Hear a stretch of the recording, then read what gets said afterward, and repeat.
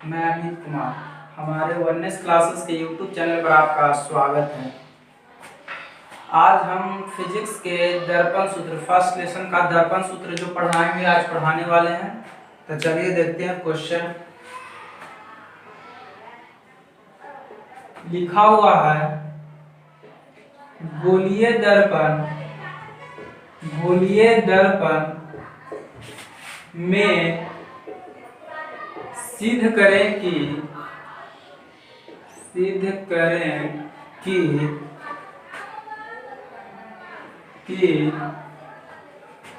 1/f बराबर 1/v plus 1/u होता है। ये हमारा क्वेश्चन है। अगर बोर्ड में ये क्वेश्चन पूछता है तो 5 अंक का पूछेगा, कम से कम कितने मार्क्स का? 5 मार्क्स का पूछेगा कम से कम, अगर पूछता है तो। आइए, इससे तो पूछता ही है। अब देखिए यहाँ पर इसको आगे हम चलते हैं, क्या इसको सिद्ध करेंगे, कैसे करेंगे, तब इसको देखते हैं। तो देखिए दोस्तों, यहाँ पर लिखा हुआ है गोलीय दर्पण में सिद्ध करें कि 1/f बराबर 1/u प्लस 1/v होता है। अब यहाँ पे देखिए, यहाँ पर गोलीय दर्पण का बात कर रहा है। क्या? गोलीय दर्पण का। अब यहाँ पर अगर गोलीय दर्पण का बात कर रहा था तो हम जानते हैं दोस्तों कि गोलीय दर्पण कितने प्रकार के होते हैं? 2 प्रकार के होते हैं। या तो उत्तल से भी सिद्ध कर सकते हैं या तो अवतल से भी सिद्ध कर सकते हैं। तो पहले हम अवतल से सिद्ध करेंगे, उसके बाद उत्तल से सिद्ध कर करके अगला वीडियो में हम बताएंगे। तो पहले हम अवतल दर्पण से सिद्ध करेंगे, इस वजह से हम पहले अवतल से सिद्ध करेंगे। तो पहले हम अवतल से सिद्ध कर रहे हैं, तो यहाँ पर अवतल दर्पण पहले इस तरह से हेडिंग दे दें कि अवतल दर्पण से।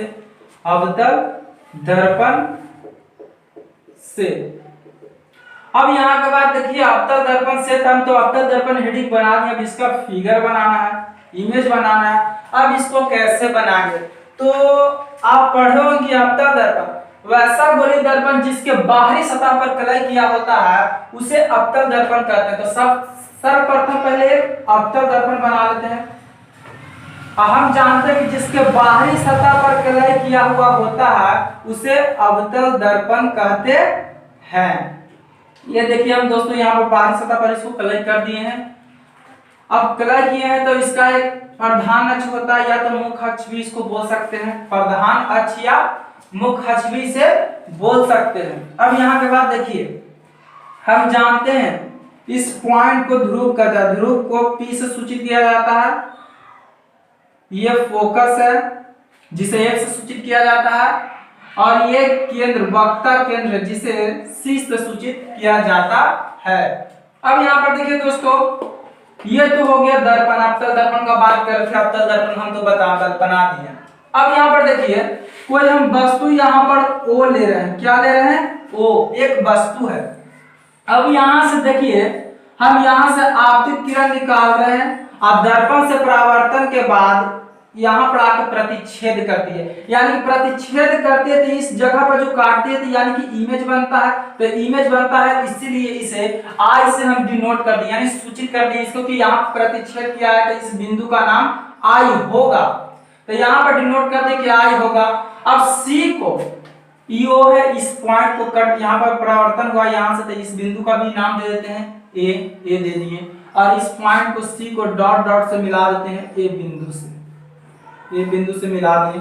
अब यहाँ पर देखिए दोस्तों, फर्स्ट कोण है इसे ठीठा कहेंगे, सेकंड कोण भी ये भी होगा, ये भी ठीठा ही होगा, और इसका इस सब कोण का भी नाम दे देते हैं अल्फा, बीटा एंड गामा, सब का नाम दे दिए।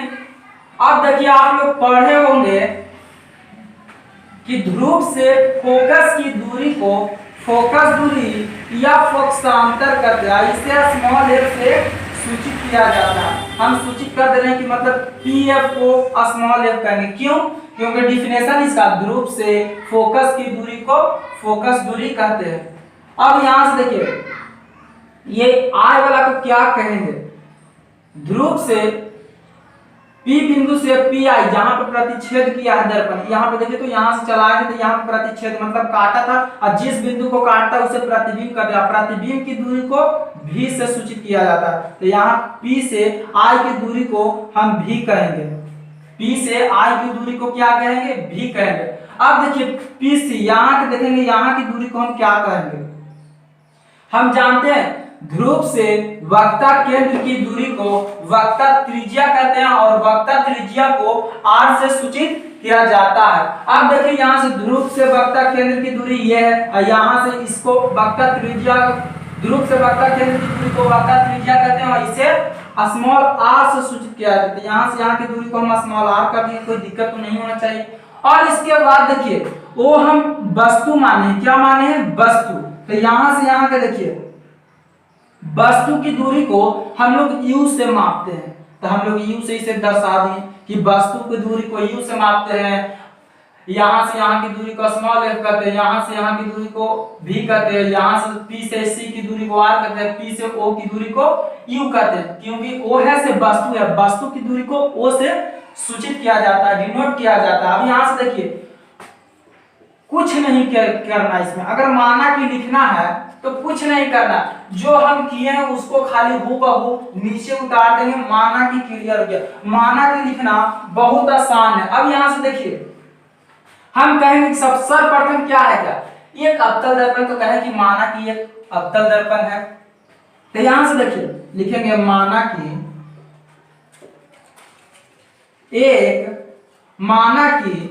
एम हम दर्पण का नाम दिए हैं एम, माना कि एम एक अवतल दर्पण है, दर्पण है। अब उसके बाद हम क्या किए? ओ बिंदु से आपतित किरण निकला, ओ बिंदु से यहाँ किरण गया, आपतित किरण से लिखेंगे कि ओ बिंदु से आपतित प्रकाश की किरणें, आपतित प्रकाश की किरणें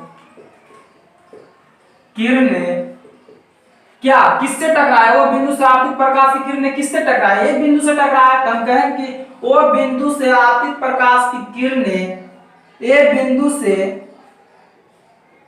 प्रवर्तन के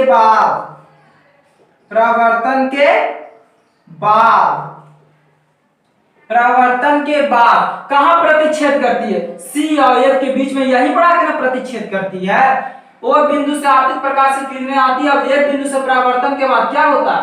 यहाँ पर C और F के बीच में आके प्रतिच्छेद करती है। तो हम कहेंगे कुछ नहीं करना, हम कहेंगे कि परावर्तन के बाद C और F के बीच प्रतिच्छेद करती है। कुछ नहीं, जो लिखा हुआ था, जो बनाए थे वही हूबहू यहाँ पर चिपका दिया, और कुछ नहीं।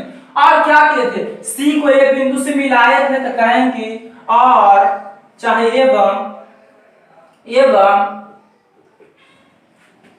C बिंदु को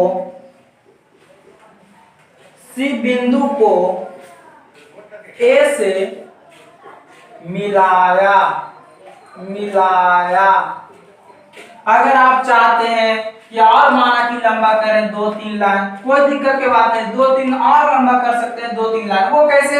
मेन था हमको लिखना, उतना दूर तक हम लिख दिया। आपको बताते हैं कि अगर और लंबा लिखना चाहते हैं कोई दिक्कत की बात नहीं है, यहाँ से तुरंत हम लिखवा देंगे। सीधे कहेंगे कि PF की दूरी को F कहते हैं, फिर लिख देंगे PI की दूरी को V कहते हैं, PC की दूरी को R कहते हैं, PO की दूरी को U कहते हैं। बस 2 लाइन कंप्लीट, और 2 लाइन बढ़ गया। अब यहाँ के बाद देखिए, यहाँ के बाद और आसान तरीका से हम समझाएंगे। ये तो अवतल दर्पण से यहाँ तक माना कि हो गया। अब यहाँ के बाद कुछ है ही नहीं करना, यहाँ के बाद 2-3 बात जो हुआ उसको समझने की कोशिश कीजिएगा, और उसके बाद देखिएगा हम बहुत आसान से इसको समझा देंगे। देखिए यहाँ पर सर्वप्रथम सबसे पहले आपको समझना होगा क्या, हम समझाने से पहले कुछ बात अलग से समझाएं कि बहिष्ठ कोण है क्या। बहिष्ठ कोण कहते हैं किसको? अगर बहिष्ठ कोण आपको पता होगा तो इसको बनाने में आपको बहुत काफी राहत मिलेगा, आसान आपको लगेगा। तो सर्वप्रथम पहले बहिष्ठ कोण समझेंगे। बहिष्ठ नाम है, बहिष्ठ का मतलब बहिष्कार, मतलब घर द्वार से बाहर। बहिष्ठ का मतलब होता है कि घर द्वार से बाहर, मतलब हम कोई एंगल या ट्रायंगल, यहाँ पे कुछ तरह का हम एंगल बनाएंगे। अगर हम कहें कि इसमें बहिष्ठ कोण कौन है जी, अगर हम इसको नाम देते हैं P Q R, ये है S, हम इसको नाम दे, अगर कहें कि इसमें बहिष्ठ कोण है कौन, तो हम क्या बताएंगे? हम कहें बहिष्ठ का मतलब होता है बाहर। देखिए अंदर का कोण को हम बहिष्ठ कोण नहीं कर सकते, अंदर के कोण को बहिष्ठ कोण नहीं कहेंगे। बहिष्ठ का मतलब पता चला कि बहिष्ठ का मतलब होता है बाहर, बहिष्ठ का मतलब बहिष्कार, बाहर मतलब बाहर है कोण, तो ये वाला कोण है बाहर, ये वाला कोण को बहिष्ठ कोण कहेंगे। क्यों कहेंगे? क्योंकि बहिष्ठ मतलब ये बाहर का कोण है। किसी तरह का मतलब बाहर वाले कोण को हम बहिष्ठ कोण कहेंगे। जैसे हम कुछ एक आपको फिगर और बताते हैं, जिस तरह का अगर मान लो ये फिगर है, हम बताएं ए है, बी है, सी है, डी है एंड ई है, हम कहें कि इसमें बहिष्ठ कोण है कौन जी? तो तुमको अंदर बस से कोई मतलब हमको नहीं है, बहिष्ठ देखना, चुपचाप से खाली हमको बाहर का ध्यान देना। तो बहिष्ठ कोण इसका ये है, ये मतलब बहिष्ठ कोण, ध्यान देना कि बाहर वाले कोण को हम बहिष्ठ कोण कहते हैं। चलिए अब आगे देखते हैं बहिष्ठ कोण के बाद। तो यहाँ तक बहुत चर्चा की, अब इसके बाद आते हैं डायरेक्ट क्वेश्चन पर, मुद्दा पर।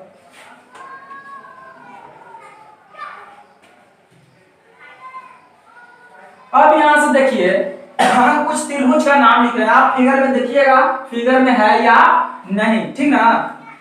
उसके बाद देखिए यहाँ पर ए ओ सी से, ए ओ सी से। अब चुपचाप से कुछ नहीं, तो हमको सबसे पहले खोजना है ए ओ सी, फिगर में है कहाँ, देखेंगे कैसे, तब खोजेंगे ए ओ सी, मतलब हमको दिखा कि ए तो इस पॉइंट पे, ए यहां से यहां है, ओ हो गया, यहां से यहां सी हो गया, इस बिंदु तक आए ए ओ सी। आइए देखिए यहाँ से डॉट डॉट से मिलाए थे, तो इसको भी ऐसे कर सकते हैं, इसको मतलब मिलाएं यहाँ से इस तरह से, मतलब ए ओ सी हुआ क्या, मतलब यहां से यहां, मतलब ये ए ओ सी मतलब ये अंदर ये बैक हो गया। अब देखिए ए ओ सी का बहिष्ठ कोण कौन होगा, बीटा होगा कि सारा, देखिए तो यहां से इसमें सारा पैक हो गया, इसमें से इस जितना है सारा पैक हो गया। अब हम बताएं अभी बहिष्ठ कोण, जैसा कि बहिष्ठ कोण उसको कहते हैं जो बाहर में कोण हो,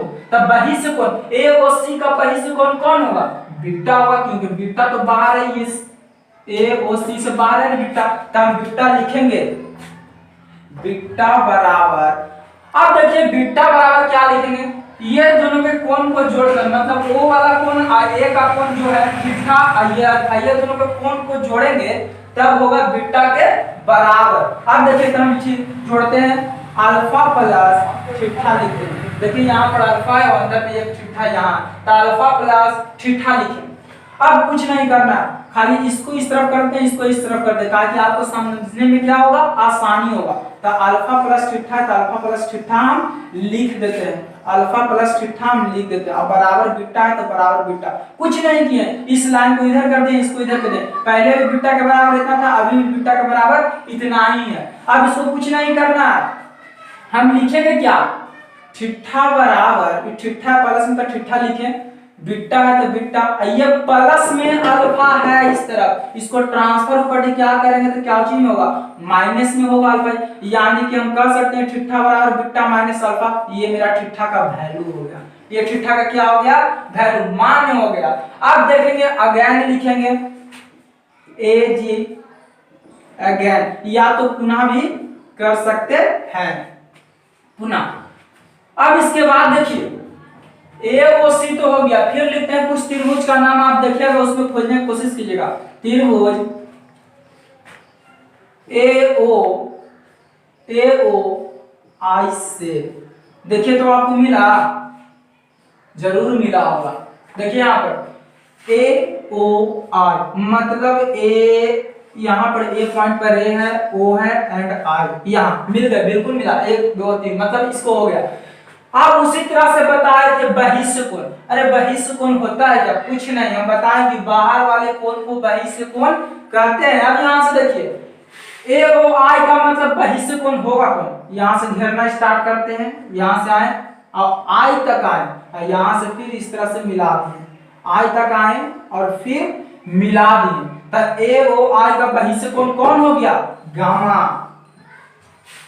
तो लिखेंगे गामा बराबर ये एक कोण बना और एक कोण ये है, दो ही कोण है, तो इनमें दो ठिठ्ठा है। देखिए अल्फा एक कोण हो गया, तो लिखेंगे अल्फा प्लस ए वाले भाग में कितना ठिठ्ठा? एक ये है एक ये है, दो, तो लिखेंगे ठिठ्ठा प्लस ठिठ्ठा।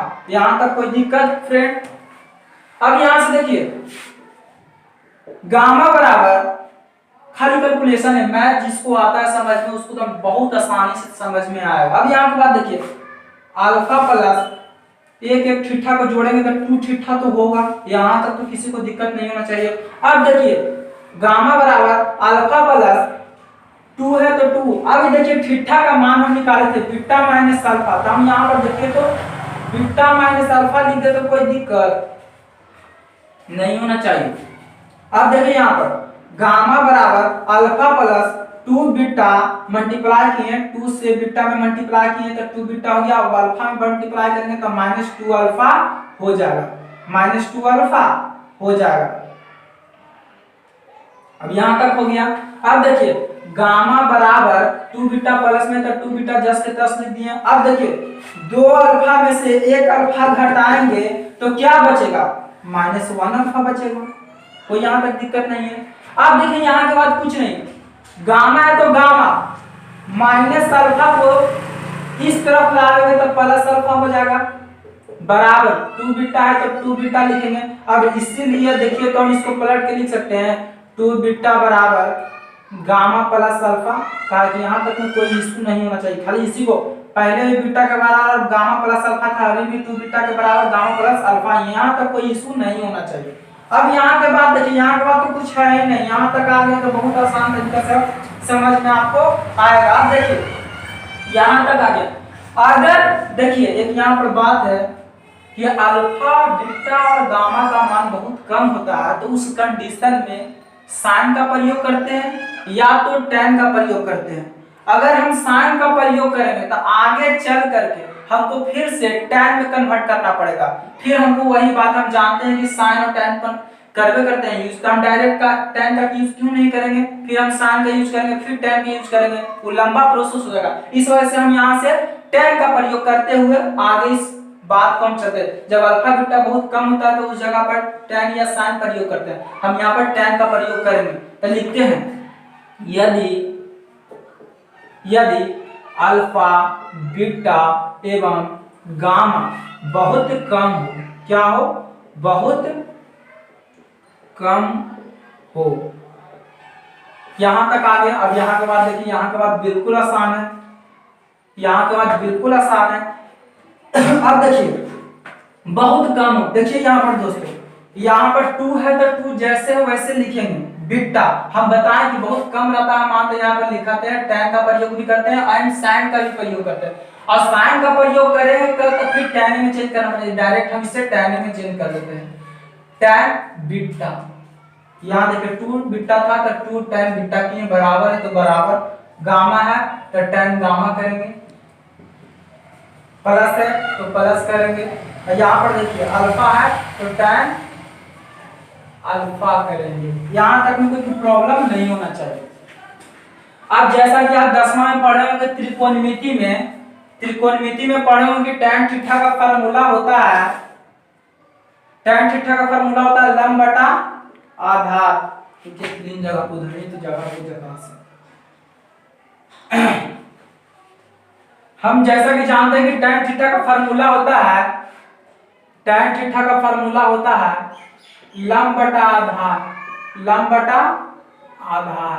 फिर tan थीटा का फार्मूला ये आप 10 क्लास में पढ़े होंगे त्रिकोणमिति में, लंब बटा आधार। अगर नहीं पढ़े तो कोई दिक्कत की बात नहीं है, लंब खड़ा लाइन को कहा जाता है, आधार पड़ा लाइन को कहा जाता है। कभी कभी ये पड़ा वाला लाइन भी लंब हो जाता है और आधार हो जाता है, उसमें डिपेंड नहीं, हम ये बताते हैं बढ़िया से। लंब बटा आधार, अब देखिए कुछ नहीं करना, तो लंब बटा आधार, देखिए हम लंब बटा आधार थोड़ा सा समझा ही लेते हैं कि लंब आधार किसको कहेंगे। देखिए इसको कर्म कहा जाता है, जो कि कभी चेंज नहीं होता, कभी चेंज नहीं होता। इसको लंब जनरली कहा जाता है, इसको आधार कहा जाता है। कभी कभी होता है कि ये कोण के चलते इसके सामने वाला हो जाता है आधार, अगर कभी ये कोण रहता है तो ये हो जाता है आधार, मतलब कि ये आधार होगा तो ये लंब होगा तो ये आधार होगा।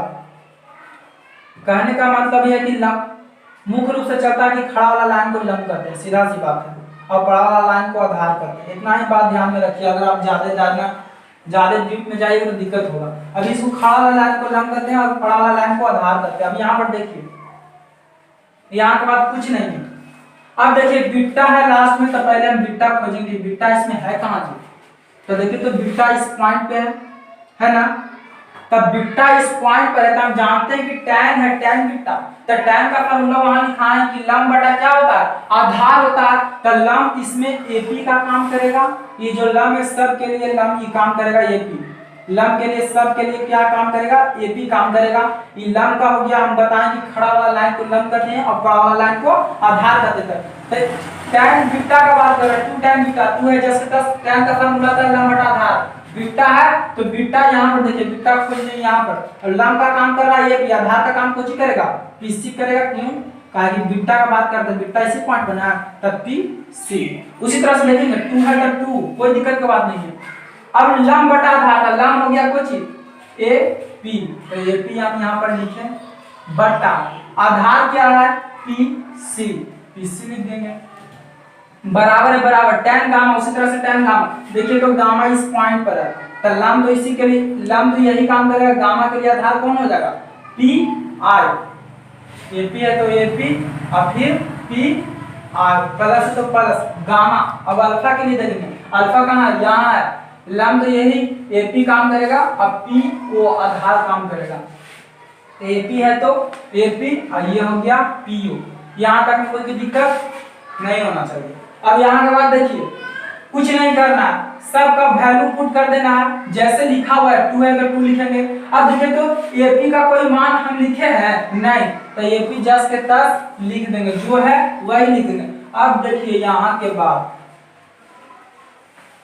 थोड़ा सा इसको समझने से पहले थोड़ा सा एक बात है उसको समझिए। देखिए यहाँ पर दोस्तों, चिन्ह परिपाटी का अगर आपको ज्ञान नहीं है तो आपको समझने में थोड़ा हो सकता है प्रॉब्लम, लेकिन उससे पहले हम चिन्ह परिपाटी पढ़ा देंगे तो आपको समझने में परेशानी नहीं होगा। PFC। अब देखिए दोस्तों, अगर P बिंदु से अगर इस डायरेक्शन, इस दिशा में मापते हैं, P बिंदु से अगर इस डायरेक्शन में मापते हैं तो हमेशा ऋणात्मक होता है। कोई दूरी भी P से अगर इस तरफ मापेंगे तो नेगेटिव होगा, अगर P से अगर नीचे में है मापते हैं तो नेगेटिव होगा, तो भी नेगेटिव होगा। अगर P बिंदु से अगर इस डायरेक्शन में मापते हैं, इस डायरेक्शन में P से इस डायरेक्शन में मापते हैं तो पॉजिटिव होगा, अगर P से ऊपर की डायरेक्शन में मापते हैं तो भी पॉजिटिव होगा। मतलब इतना ध्यान रखना है कि P से इस तरफ मापे तो नेगेटिव, P से नीचे में है मापे तो भी नेगेटिव, अगर P से उस तरफ मापे तो पॉजिटिव, अगर P से ऊपर की ओर मापे तो भी पॉजिटिव। अब उसी तरह से देखेंगे 2 है तो 2, AP का तो कोई वैल्यू है नहीं तो नहीं लिखेंगे। PC, अब PC हम बताए PC यहाँ से यहाँ देखिए PC का क्या वैल्यू है, PC का वैल्यू हम बताए थे शुरू में कि PC को हम R कहते हैं, क्योंकि ध्रुव से वक्ता केंद्र की दूरी को वक्ता त्रिज्या कहते हैं, वक्ता त्रिज्या को R से सूचित किया जाता है। तार मतलब हम माप रहे हैं कुछ, यहाँ देखिए तो PC मतलब किधर से किधर, PC मतलब इधर से इधर माप रहे हैं, यानी कि नेगेटिव होगा, नेगेटिव R है तो R, तो माइनस नेगेटिव लगा देंगे। क्यों, अभी चिन्ह परिपाटी बताएं। अब माइनस से बराबर है तो बराबर, AP का वैल्यू नहीं है, जस्ट का तस। अब PI देखेंगे, PI है कहां, तो PI की दूरी को क्या कहते हैं, V से मापते हैं, V से मापते हैं। अब किधर से माप रहे हैं, PI है तो PI, अब PI मतलब इधर से इधर माप रहे हैं, मतलब फिर से नेगेटिव, तो माइनस फिर से भी, कोई दिक्कत नहीं। प्लस है तो प्लस, एपी है तो एपी, पीओ, देखिए पीओ फिर से मतलब कि इस बिंदु से इधर माप रहे, फिर से नेगेटिव, पीओ का दूरी मतलब वस्तु की दूरी, पीओ को यू से सूचित किया जाता है। हम बताए थे कि वस्तु की दूरी, ये वस्तु है वो, अब वस्तु की दूरी को यू से सूचित किया जाता है, हम बता दिए पहले ही। तो यू है तो यू लिखेंगे, इधर से इधर मापे हैं तो नेगेटिव है तो नेगेटिव लगा देंगे माइनस यू। चिन्ह परिपाटी का गेम खत्म। जिसको स्क्रीनशॉट लेकर अगर समझना चाहते हैं रोक के अगर चाहते हैं तो स्क्रीनशॉट ले ले और इसको समझने का प्रयास करें, क्योंकि इसको हम मिटाएंगे।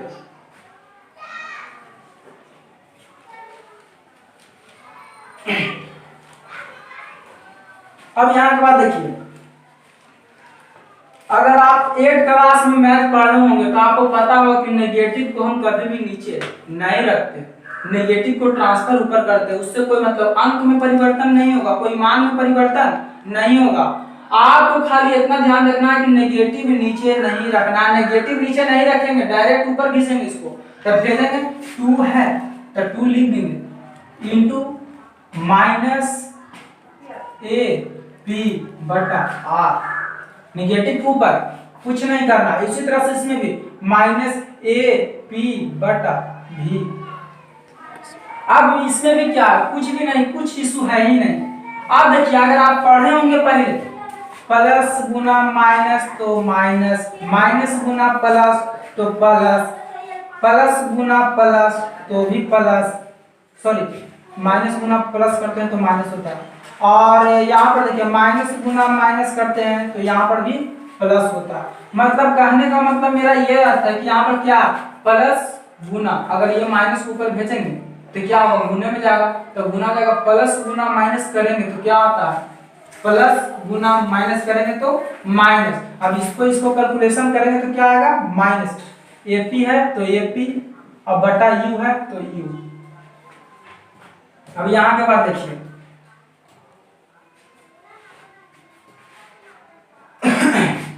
2 है तो 2 जैसे है वैसे लिखेंगे, माइनस एपी है तो एपी जैसे है वैसे लिखेंगे, आर है तो आर।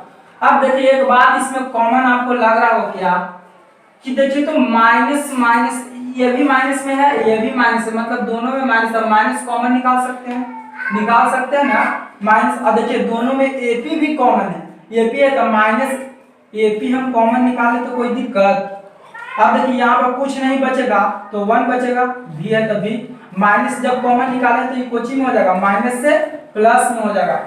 अब फिर 1 एपी की जगह कुछ नहीं बचा 1 है और यू है तो यू। अब यहाँ पर देखिए फिर से अगर पुनः माइनस एपी से अगर गुना करेंगे फिर यही रूप में चलेगा। देखिए अगर गुना करके देखते हैं तो माइनस एपी से गुना कर रहे हैं 1 तो माइनस एपी बटा भी, फिर माइनस से माइनस गुना प्लस फिर माइनस, और फिर एपी से गुना कर रहे हैं तो एपी, मतलब कि कोची कहने का मतलब मेरा अर्थ क्या हुआ कि फिर से अगर इसको गुना करेंगे तो यही रूप में चलेगा, कॉमन लेने से कोई फर्क नहीं पड़ा। अब यहाँ के बाद देखिए इसको मिटाते हैं। अब देखिए एक बात इसमें कॉमन लग रहा है कि माइनस से माइनस गया और एपी से एपी गया, कट गया, दोनों बटी बराबर था, जब बराबर बराबर आदमी टकराता है तो कट जाता है। अब यहाँ के बाद देखिए बचा क्या 2 बटा आर बराबर 1 बाय यू प्लस 1 बाय भी, यही तो बचा और कुछ नहीं बचा। बस यहाँ से एक छोटा बात है, लॉजिक 2 मिनट में प्रूफ हो जाएगा।